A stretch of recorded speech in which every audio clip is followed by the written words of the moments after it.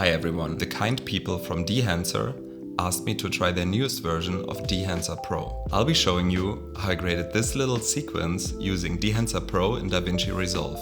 Let's dive in. We're now in DaVinci Resolve and the footage is already arranged on the timeline. We are in our grading panel and we will be selecting Dehancer Pro from our effects menu on the right side. We'll just drag it on our first node. I'm planning to do the entire grade just in Dehancer Pro, so I'm not gonna deal with DaVinci Resolve doing any color conversions.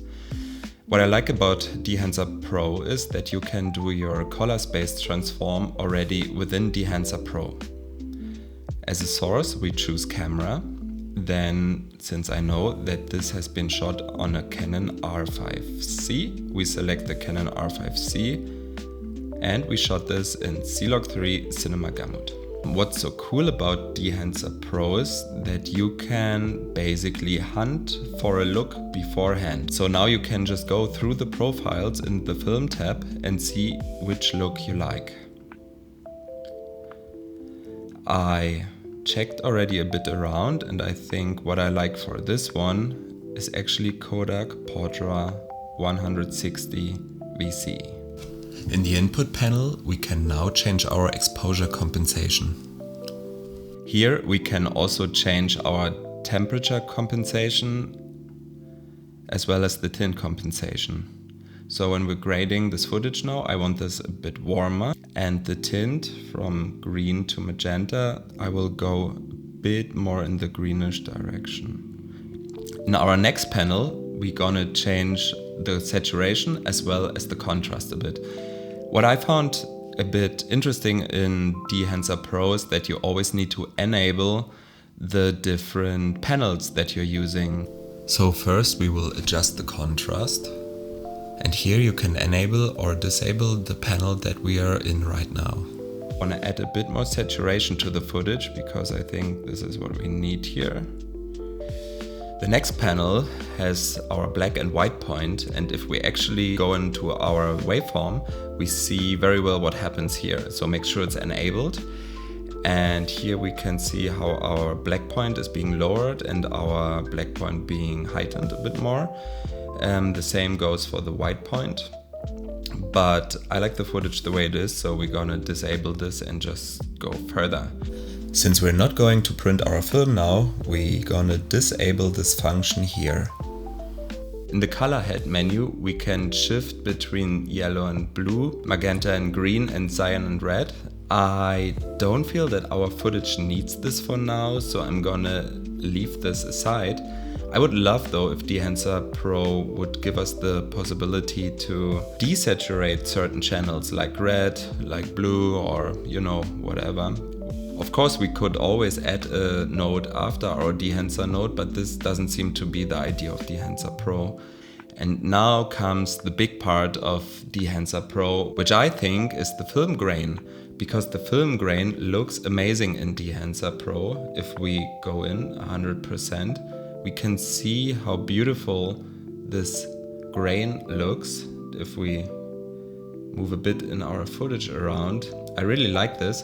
But I have to say I would leave this disabled until we have the final look, because otherwise we don't see everything that's going on in our image. So the grain I would always keep for the very last step of our process. Another nice effect in Dehancer Pro is the halation.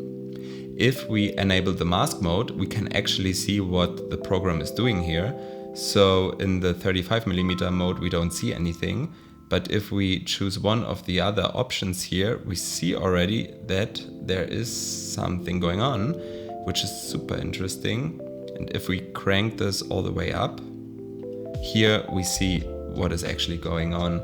So our footage gets softer, but also we create this fringing effect on our very contrasty areas, which can be quite cool, which looks to me a little bit like some old vintage lenses that we could use.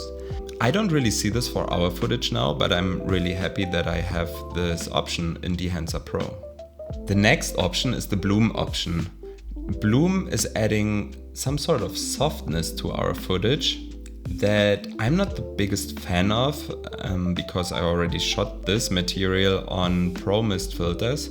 So also here I would just skip this and disable it, but again, nice to have it in case you have super sharp footage that you wanna soften down a little bit and give it a bit more an organic feel.